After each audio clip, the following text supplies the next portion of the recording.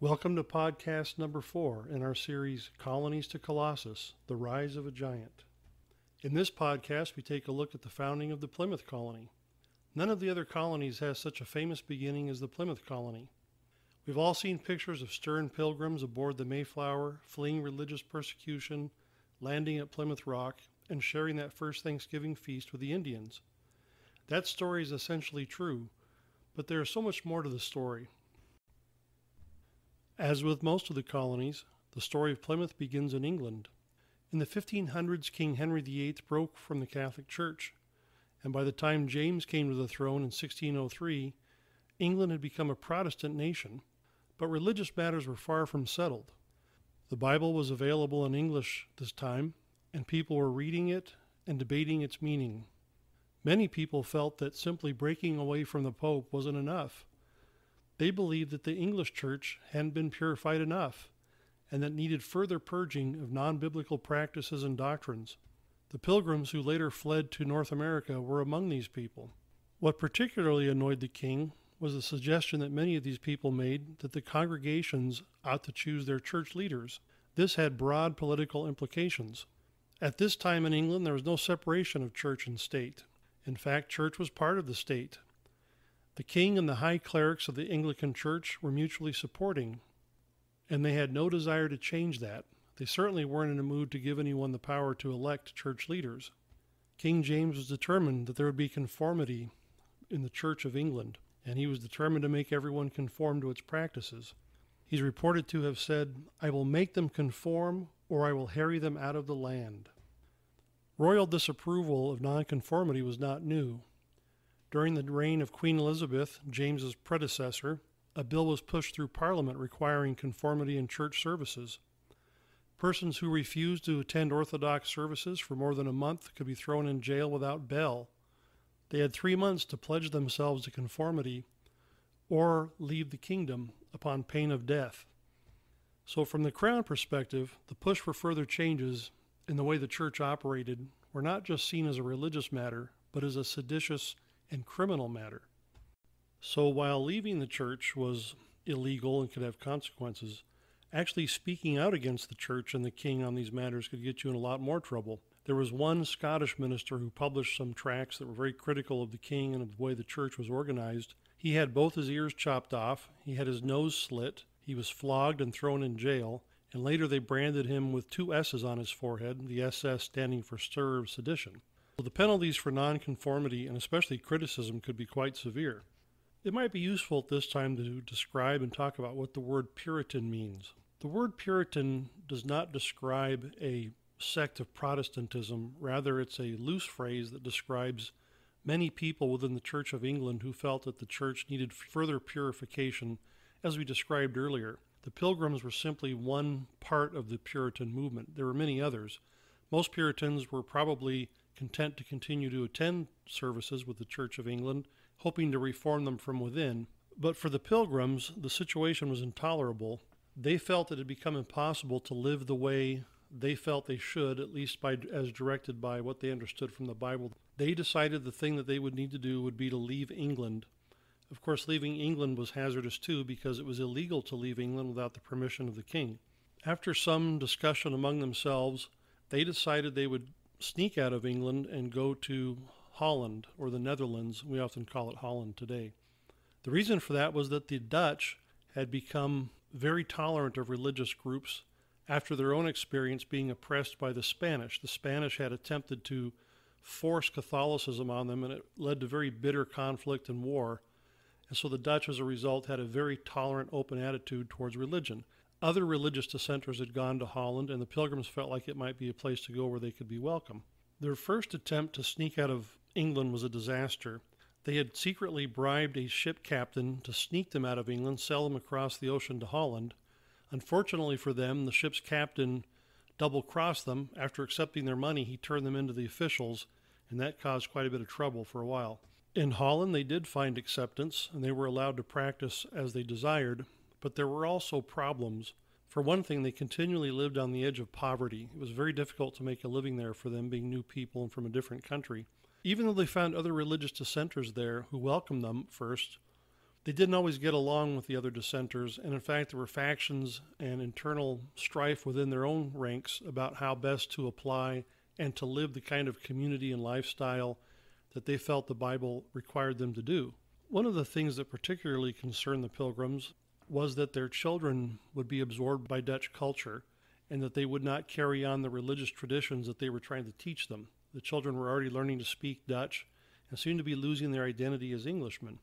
The decision was made after some discussion that they should seek another place of refuge. They really couldn't go back to England, so they thought about other places, and where else could they go except perhaps the Western Hemisphere. They talked about maybe setting up a colony somewhere in the Caribbean or on the coast of South America, or maybe even Virginia.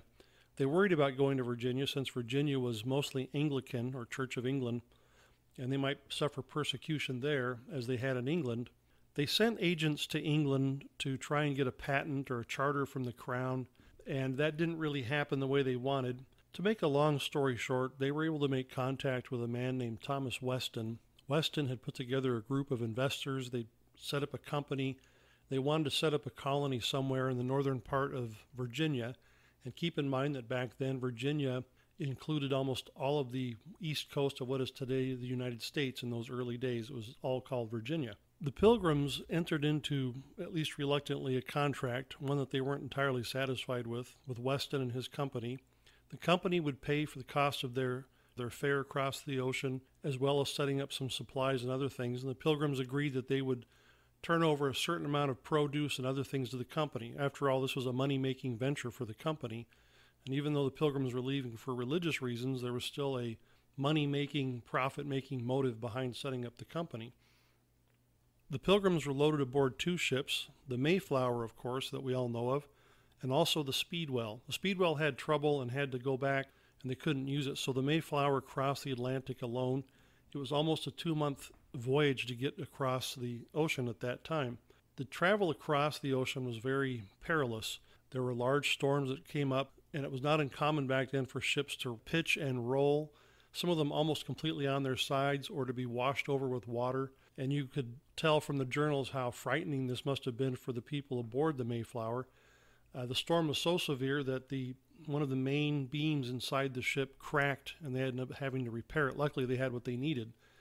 Despite these dangers and the misery of the crossing, only one of the Pilgrims died en route, and the others arrived safely when they got to Massachusetts or Plymouth. One of the problems the Pilgrims had while crossing was with the ship's crewmen.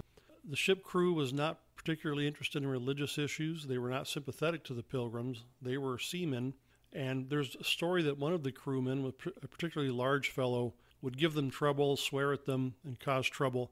He fell sick, according to the story, even though he eventually died. But before he died, the Pilgrims had nourished him and tried to care for him, and he realized that they were actually true Christians, truer than he had been, and he praised them for that. That's what the story says. The other difficulty was that not everyone aboard the ship who was coming over were Pilgrims. Some were coming over purely to get land, and they were not interested in the religious issues or religious purposes for which the Pilgrims were coming over. In early November 1620, the Mayflower arrived in what is today the state of Massachusetts, just off the Cape Cod. At this point, it might be interesting to talk about where the name New England comes from. A few years before the Pilgrims arrived, a man named Captain John Smith, who had been a leader in the Jamestown, Virginia settlement, had been exploring this area, and he was the one that called it New England. And that name stuck, so the area that was formerly known as Northern Virginia was now known as New England and has been ever since. Many of the Pilgrims and the colonists still wanted to continue sailing somewhat south and west. They wanted to found a settlement at the mouth of the Hudson River, which is exactly where New York is today, and we can only imagine how interesting and different our history would have been had the Pilgrims settled there instead of in Massachusetts where they did. Also, the mouth of the Hudson River, that area was claimed by the Dutch, and who knows what the Dutch might have done about that. The Dutch did later found a big settlement there called New Amsterdam, which when the English took it over, they renamed it New York.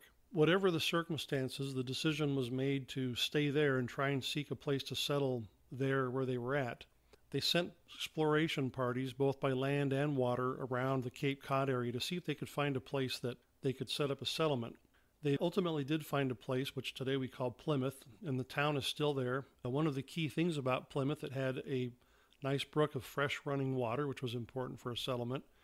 And it also had many areas of forest that had been cleared and planted with corn. Apparently the Indians that had lived there before them had died during some kind of plague and depopulated the area. So in a way, it was kind of a good thing for them to find this area. They didn't have to do the extra work of clearing the forest, and there was already corn, much of which stored in hills and in cornfields growing for them to have a source of food for. Because the Pilgrims had landed outside of the jurisdiction of the Virginia Company, they were too far north, they technically had no legal authority to set up a government or a civil system. So they entered into what's called the Mayflower Compact. And interestingly, even the non-Pilgrims in the group signed this compact. It was an agreement among them that they would set up a civil government and that they would be bound by its laws. It was of questionable legal authority, to be certain, but under the circumstances, it was the best they could do. William Bradford, who was among their company and would serve as the Plymouth Colony's governor for over 30 years, upon seeing the land was not necessarily impressed. In fact, he described it as a hideous and desolate wilderness full of beasts and wild men, and described it as the whole country full of woods and thickets presented a wild and savage hue. And like many of his fellow compatriot Pilgrims, they were not impressed with it at first. During the day, the Pilgrims and other colonists would go ashore and start building buildings and dwellings, and then they would stay at night on the ship because it was safer to stay there than out exposed in the open. And since it was winter time, it was probably a little warmer too. One of the important things that defined the difference between the Plymouth colony, it would also define the difference between the Massachusetts colony and the Virginia colony, is that the Pilgrims came over as family groups. There were women and children among them. This is much different than Virginia, in which they were almost all men. They were there to explore, and it took them a while to start having women come over. This may account for the reason why the New England area population increased so much more quickly than it did in Virginia. It took the colonists and Pilgrims several months to build enough shelters for everyone to finally leave the ship, the Mayflower. In the meantime, almost half of their company had died. There was good news, though. The Indians, the local chief, Massasoit, he was chief of the Wampanoag tribe, he signed a treaty with the Pilgrims and had his braves return stolen tools. They had been taking tools whenever they found them left out by the Pilgrims. The Indians and the Pilgrims needed each other. The Pilgrims, of course, needed a source of food. They also needed not to be attacked because a serious concerted effort probably would have wiped out their colony. Also, the Indians helped them learn how to grow food the way they had done, which gave them a little advantage.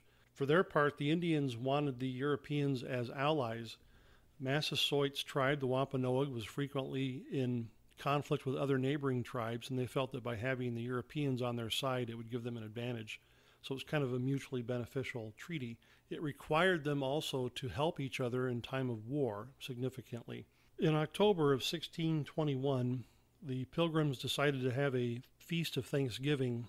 They were grateful that they'd grown enough food to survive on, that they had survived the winter and the summer there, and that they had been able to survive with very little under very difficult circumstances. As part of their feast, they invited Chief Massasoit, their ally. The chief brought 90 of his braves. They killed 5 deer as their contribution to the feast, and for 3 days they feasted and played games and entertained themselves. And Thanksgiving has now become a tradition in the United States. Within a year of their arrival, the first governor, John Carver, had died, and William Bradford became the governor. Bradford was a very capable man who made important reforms. He would be the colony's governor for over 30 years. In 1623, after some debate about how to improve the production of the colony, not only did they need more food, but they were getting grief from the company back in England that they weren't producing anything. Bradford, after talking to his counselors, decided it was time that instead of using a communal approach to production, that each family be given a plot of land of their own to farm. After doing this, they had success. In fact, in his journal, he records, "This had very good success, for it made all hands very industrious, so as much more corn was planted than otherwise would have been by any means the governor or any other could use, and saved him a great deal of trouble, and gave far better content. The women now went willingly into the field, and took their little ones with them to set corn, which before would have alleged weakness and inability. The Pilgrims weren't the only Europeans in the area. Other settlements and fishing villages were beginning to pop up here and there. They weren't as big as the Plymouth colony, but sometimes they would cause trouble with the Indians or cause trouble for the Pilgrims themselves. One of these little trading posts, which would be located in the modern town of Weymouth, a few miles south of modern Boston, was a place that irritated the Pilgrims. It was a small trading post, but the few men that lived there were rowdy and engaged in a lot of drinking. They set up a maypole. They would invite the local Indian women to come and dance with them and carry on, and it threatened the stability with the Indians. In addition to that, they were trading weapons with the Indians. In 1628, Miles Standish, who was Captain General of the Plymouth colony, led a group of militia and broke up this settlement and sent them packing. For a short time, the Plymouth colony was the only major English settlement in New England. That would soon change. One of the reasons the Plymouth colony never really grew was because they were separatists and they weren't that interested in having other people come and join them unless they were also Pilgrims who had the same religious views. The story of the Plymouth colony is well known, but the colony never really prospered. Just a decade after its founding, another group of English colonists founded the Massachusetts Bay colony, just a few miles to the north. Massachusetts became one of the most successful of England's colonies, and soon it eclipsed and absorbed the much smaller Plymouth colony. In 1691, King William III issued a new charter that restructured Massachusetts. In that charter, Massachusetts, including Maine, Plymouth colony, and New Hampshire colony, were merged into one colony. After that time, Plymouth colony forever lost its separate identity. Had Plymouth colony remained a separate colony, we would today be speaking of the 14 original colonies instead of the 13 original colonies. The United States would also have 51 states instead of only 50. For further reading, I recommend the following books: Saints and Strangers by George F. Willison, The American Colonies from Settlement to Independence by R.C. Simmons, Colonial Massachusetts, A History by Benjamin W. Laborie, The Wild Shores, America's Beginnings by T. Lofton Snell, The Religious History of America, The Heart of the American Story from Colonial Times to Today by Edwin Gausted and Lee Schmidt, and The Reformation by Diarmaid McCulloch.